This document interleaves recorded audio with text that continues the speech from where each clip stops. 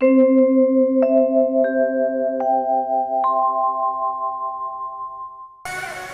घर में माखन चोरी लीला होने लगी। गोपियां यशोदा मैया के पास शिकायत करने को आने लगी, और जो गोपी शिकायत करती कन्हैया उसके घर में चोरी करना बंद कर देते, और भगवान जिसके घर में चोरी करना बंद कर देते वो गोपी पानी पीना रोटी खाना छोड़ देती। क्यों? बोले हमारे घर में चोरी करें तब रोटी खाऊंगी तब पानी पीऊंगी, चोरी करने जाए तो मैया से शिकायत करें, और चोरी करने नहीं जाए तो भूखी प्यासी मर जाए। ये भक्ति मार्ग की, प्रेम मार्ग की, ये गोपियों को प्रेम, ये गोपियों की भक्ति।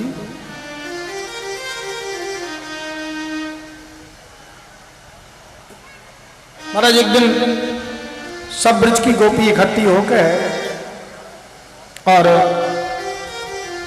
नंद भवन के द्वार पर पहुंच गई। यशोदा मैया को आवाज लगाई है, यशोदा रानी, ओ यशोदा मैया। यशोदा मैया ने देखी सब ब्रज की गोपी आ गई हैं। गोपियों कैसे आई? मैया तुम्हारे बेटा की शिकायत करने। अच्छा, ये तो अच्छी बात है, आओ। मैया अपने बेटा के शिकायत करने वाली गोपियों को घर में अंदर लाई, जलपान करायो है, फिर पूछ रही है बताओ किसके घर में क्या किया। गोपी कह रही है मैया शाम के समय में गायों को आने पर बांध के, जंगल से जब गाय आई रस्सी से खूंटे से बांध के दाना पानी दे के पड़ोस में अपनी सखी सहेली के पास चली गई। पीछे से कन्हैया घर में आयो, बछड़ा बछियाओं की रस्सी खोल दी। बछड़ा बछिया अपनी गैया को दूध पी गए, अपनी मां को दूध पी। 1 घंटे बाद में आई, मैंने देखी बछड़ा बछिया दूध पी गए। मैया मैं डर गई, मेरा घर वाला बड़ा क्रोधी है। बछड़ा बछियाओं की रस्सी तो जैसी तैसी बांध दी, भगवान से प्रार्थना करती रही, हे प्रभु रक्षा करना। ये गोपी कह रही है मैया जिस बात का डर था वही हुआ। शाम को 7 बजे गाय का दूध निकालने के लिए हमारे घर वाले गए। गैया तो दूध पिला चुकी थी।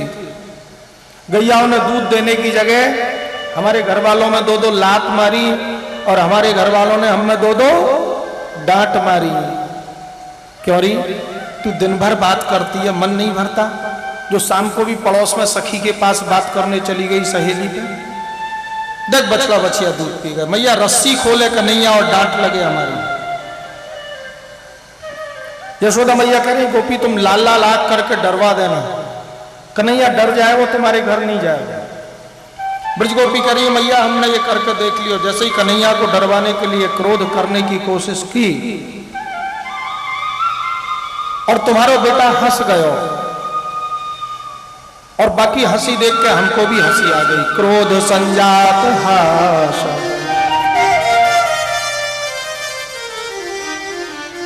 क्रोध आवे नहीं है। तुम्हारे बेटा को मोह ऐसा को देख के क्रोध आवे नहीं है।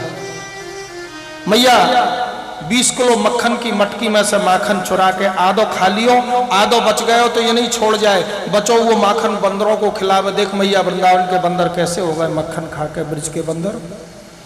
और मैया मक्खन खाने के बाद ये नहीं कि मटकी छोड़ जाए, बाद में वो मटकी को भी उठा के आग तड़ाक करके मटकी को भी फोड़ जाए। मैया बोली तो ठीक है, तुम अपने माखन को अंधेरे कमरे में रख दो। मैया अंधेरे में रखो, लेकिन तुम्हारे बेटा के आभूषणों से उजाला हो गया। अच्छा आभूषण उतार लूंगी? बोले नहीं मैया, आभूषण के उतारने से कुछ नहीं होगा, उसके शरीर में से रोशनी निकलती है। स्वांगमर्थ प्रदीप। गीता में कहा है ना भगवान कैसे हैं? बोले दिव्य सूर्य सहस्त्रस्य भवेद्योपत्युत्थतम्, सैकड़ों सूर्यों के समान प्रकाशमान। यशोदा मैया कह रही है गोपियों छीके के ऊपर रख दियो करो माखन की मटकी। ब्रज गोपी कह रही है मैया सब ग्वालों को लेकर जावे हैं, एक दूसरे की पीठ पे खड़े होकर छीके के ऊपर से मटकी उतार ले गए।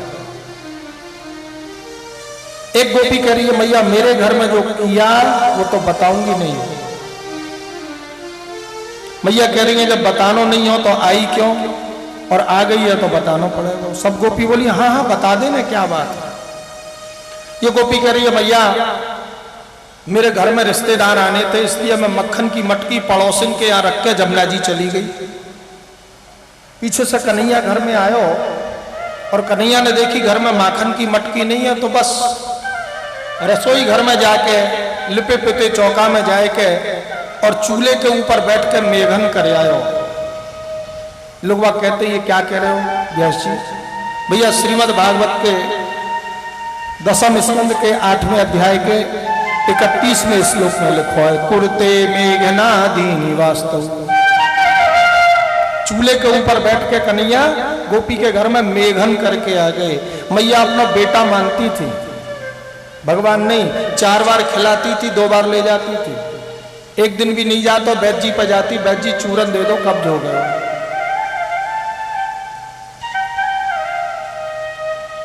बड़े प्रेम से ब्रजवासी माखन चोरी लीला को रसास्वादन करते।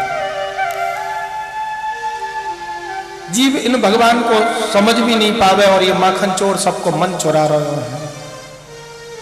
ब्रजे वसंतम नवनीत चौरम गोपांगनानां चदकुल चौरम अनेक जन्मार्जित पाप चौरम चौराग्रगण्यम पुरुषम नमः।